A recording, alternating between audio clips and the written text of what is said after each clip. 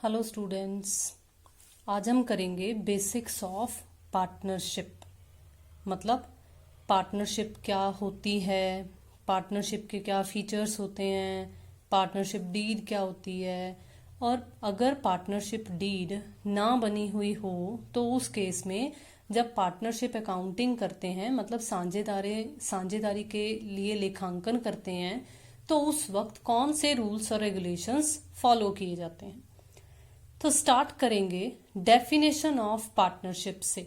According to section 4 of the Indian partnership act 1932, partnership is the relations between two or more persons who have agreed to share the profits of business carried on by all or any one of them acting for all।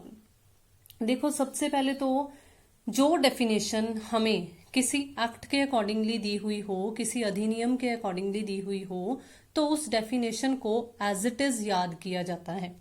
तो देखो, इस definition में हमें कहा क्या गया है। आपकी लिए मैंने ये जो नोट्स तैयार किए हैं इस पर्टिकुलर वीडियो के लिए, वो दोनों लैंग्वेजेस में तैयार किए हैं, मतलब हिंदी में भी और इंग्लिश में भी। तो हमने जो डेफिनेशन अभी अभी इंग्लिश में पढ़ी, हम उसी डेफिनेशन को हिंदी में भी देखेंगे कि क्या है। साझेदारी उन व्यक्तियों के मध्य पारस्परिक संबंध है जो किसी व्यवसाय के लाभों को बांटने के लिए सहमत हुए हैं, जिसका संचालन उन सभी के द्वारा या उन सभी की ओर से किसी एक के द्वारा किया जाता है। मतलब पार्टनरशिप एक इस तरीके का एग्रीमेंट होता है जिसमें पार्टनर्स जो हैं वो आपस में संबंध, मतलब एक तरीके का एग्रीमेंट बनाते हैं जो व्यवसाय के लाभों को बांटने के लिए तैयार भी होते हैं, और इस तरीके से व्यवसाय को चलाते हैं कि या तो एक अकेला पार्टनर सारी मैनेजमेंट कर लेता है या फिर सभी पार्टनर्स मिलके पार्टनरशिप फर्म को संभालते हैं। अब नेक्स्ट हम देखेंगे what are the features of partnership, मतलब साझेदारी की विशेषताएं क्या होती हैं। देखो, सबसे पहली विशेषता है टू और मोर पर्सन्स, दो या दो से अधिक व्यक्ति। कभी भी पार्टनरशिप फर्म एक व्यक्ति के द्वारा नहीं शुरू की जाएगी। क्यों? क्योंकि अगर एक व्यक्ति शुरू करेगा तो उसे एकल स्वामित्व बोला जाएगा, उसे साझेदारी नहीं बोला जाएगा। बिल्कुल इसी तरीके से जो नेक्स्ट फीचर है वो है एग्रीमेंट, यानी कि समझौता। अब देखो, एग्रीमेंट में क्या है। एग्रीमेंट जो समझौता होता है उसका मतलब होता है कि क्या नियम है, क्या रूल्स हैं, क्या शर्तें हैं साझेदारी की। अब ये शर्तें जो हैं वो ओरल यानी कि मौखिक भी हो सकती हैं और लिखित यानी कि रिटन में भी हो सकती हैं। अगर सभी शर्तें और नियम जो हैं वो लिखित रूप में हो तो लिखित रूप को साझेदारी विलेख या साझेदारी संलेख भी इसे बोला जाता है, और इसे पार्टनरशिप डीड कहते हैं। नेक्स्ट देखो, हमारे पास फीचर है existence of business and profit motive. देखो, पार्टनरशिप एक फॉर्म ऑफ बिजनेस है, ये एक इकोनॉमिक एक्टिविटी है, मतलब ये एक आर्थिक क्रिया है। तो इसलिए इसका एक मोटिव है कि इसने लाभ कमाना है, प्रॉफिट कमाना है। ठीक है। नेक्स्ट क्या है, शेयरिंग ऑफ प्रॉफिट्स, यानी कि लाभों का बंटवारा। अगर कोई भी इकोनॉमिक एक्टिविटी कंडक्ट की जा रही है तो उसमें होने वाले प्रॉफिट्स को अगर साझेदारी है तो साझेदार आपस में बांटेंगे, तो इसलिए ये भी एक साझेदारी का फीचर है। अब देखो, नेक्स्ट हम ये कवर करने के बाद फीचर्स को ही अगर और कंटिन्यू करें तो फीचर्स हैं कि business carried on by all or any one of them acting for all। सभी की व्यवसाय के संचालन में भागीदारी होना जरूरी है। बिजनेस सभी के द्वारा संचालित किया हुआ माना जाएगा, चाहे एक ही पार्टनर अकेला काम क्यों ना कर रहा हो। इसीलिए नेक्स्ट फीचर बन जाता है कि there is a relationship of principal and agent.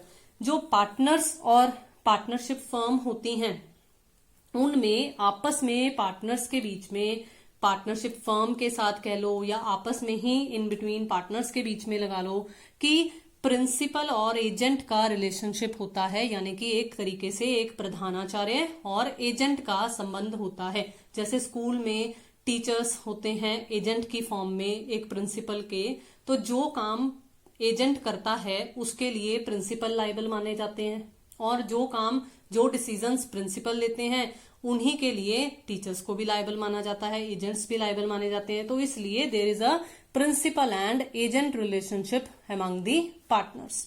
अब हमारे पास आगे है पार्टनरशिप डीड। अब देखो पार्टनरशिप डीड क्या होता है। हमने अभी अभी विशेषताओं में डिस्कस किया था कि ये एक रिटन एग्रीमेंट होता है जिसमें टर्म्स और कंडीशंस मेंशन होती हैं। तो it is a written agreement among the partners which contain the terms of agreement. ये एक लिखित समझौता है जिसके बीच में भागीदारों के बीच क्या समझौता है वो सब शर्तों को शामिल किया गया है। अब देखो टर्म्स में भी इधर रिटन और ओरल, क्योंकि हमने अभी अभी फीचर्स में पढ़ा है कि ये लिखित भी हो सकता है और ये मौखिक भी हो सकता है। लेकिन however in order to avoid disputes, disputes का मतलब होता है किसी तरीके के कोई विवाद या कोई लड़ाई झगड़े, तो in order to avoid disputes it is always advised to have a written agreement duly signed and registered under the act. इसलिए जरूरी है कि अगर विवादों से बचना है तो जो लिखित समझौता है वो बनाया जाना चाहिए। इस पर सभी पार्टनर्स के साइन वगैरह भी होने चाहिए और इसे रजिस्टर्ड भी करवाया जाना चाहिए, इसे पंजीकृत भी करवाया जाना चाहिए। अगर ऐसा होगा तो बहुत अच्छा रहेगा। आगे देखो मैंने कुछ आइटम्स यहां मेंशन की हैं, कुछ मदें मेंशन की हैं जो कि पार्टनरशिप डीड में शामिल होती हैं, मेंशन होती हैं, दर्ज की जाती होती हैं। जैसे name and address of the firm as well as partners. Firm का क्या नाम है और क्या पता है, पार्टनर्स का क्या नाम है और क्या पता है, मतलब कौन कौन पार्टनर्स हैं ये पता होना चाहिए। Nature and place of business, व्यवसाय किस प्रकृति का है, व्यवसाय कहाँ पर किया जा रहा है। बिल्कुल इसी तरीके से कैपिटल किस पार्टनर ने कितनी कंट्रीब्यूट की है, अगर कंट्रीब्यूट की है तो उस पर कितना ब्याज दिया जाएगा वो भी जरूर मेंशन होना चाहिए। बिल्कुल इसी के साथ अब नेक्स्ट जो हमारे पास आता है वो है drawings and interest on drawings. आहरण कितनी है, कितने पैसे निकलवाए जा सकते हैं, मैक्सिमम या मिनिमम। बिल्कुल इसी तरीके से अगर निकलवाई गई हैं तो उन पर इंटरेस्ट का क्या प्रावधान है। नेक्स्ट है प्रॉफिट शेयरिंग रेशो, लाभ विभाजन अनुपात क्या होगा, मतलब किस रेशो में पार्टनर्स जो हैं वो आपस में लाभों का बंटवारा करेंगे। इंटरेस्ट ऑन लोन कितना होगा, अगर पार्टनर ने लोन दिया है पार्टनरशिप फर्म को तो कितना रेट ऑफ इंटरेस्ट चार्ज किया जा सकता है या उसे अलाउ किया जा सकता है। आगे है पार्टनर को अगर किसी प्रकार का कोई वेतन या कमीशन दी जाएगी तो वो कितनी होगी। राइट्स और ड्यूटीज, क्या क्या अधिकार हैं या क्या क्या उत्तरदायित्व हैं पार्टनर्स के, ये तब काम आते हैं जब कभी कभार झगड़े या विवाद हो जाएं, तब ये पार्टनरशिप डीड में अगर लिखित होंगे तो इसका बहुत फायदा होगा कि क्या राइट्स हैं पार्टनर्स की और क्या ड्यूटीज हैं। बिल्कुल इसी तरीके से एक और चीज जो मैंने कवर की है वो है rules to be followed in case of admission, retirement और डेथ ऑफ अ पार्टनर। देखो पार्टनरशिप फर्म का विस्तार भी किया जा सकता है, कोई पार्टनर छोड़कर भी जा सकता है, किसी पार्टनर की डेथ भी हो सकती है कभी भी। तो इसलिए किस तरीके से एडमिशन किया जा सकता है, किस तरीके से रिटायरमेंट किया जाएगा। अगर रिटायरमेंट और डेथ होती है तो जो पार्टनर जा रहा है उसके अकाउंट्स की सेटलमेंट किस तरीके से होगी। अगर नया पार्टनर आ रहा है तो साझेदारी फर्म पर उसका क्या असर होगा। ये सब रूल्स और रेगुलेशंस पार्टनरशिप डीड में मेंशन होने चाहिए। एक लास्ट टॉपिक जो हम आज कवर करेंगे वो है rules applicable in the absence of partnership deed. बहुत इंपॉर्टेंट टॉपिक है कि क्या नियम लागू होते हैं अगर पार्टनरशिप डीड साइलेंट है, अगर नहीं तैयार की गई है। सबसे पहला रूल प्रॉफिट शेयरिंग रेशो, जो लाभ विभाजन अनुपात है वो इक्वल रहेगा, यानी कि समान बंटवारा होगा। अगर 2 पार्टनर्स हैं तो हाफ हाफ में डिवाइड हो जाएगा, अगर 3 पार्टनर्स हैं तो 1/3 में डिवीजन हो जाएगा। नेक्स्ट हमारे पास है interest on capital. Interest on capital नहीं अलाउ किया जाएगा, पूंजी पर किसी प्रकार का कोई ब्याज नहीं दिया जाएगा। इंटरेस्ट ऑन ड्रॉइंग्स भी नहीं दिया जाएगा, आहरण पर किसी प्रकार का कोई ब्याज नहीं लिया जाएगा, क्योंकि ये बिजनेस लेता है। क्रेडिट साइड पर इसको शो करते थे ना +1 में फाइनल अकाउंट्स में, तो इसलिए कोई इंटरेस्ट ऑन ड्रॉइंग्स भी नहीं लिया जाएगा। सैलरी और कमीशन नहीं अलाउ किया जाएगा, किसी पार्टनर को भी नहीं दिया जाएगा।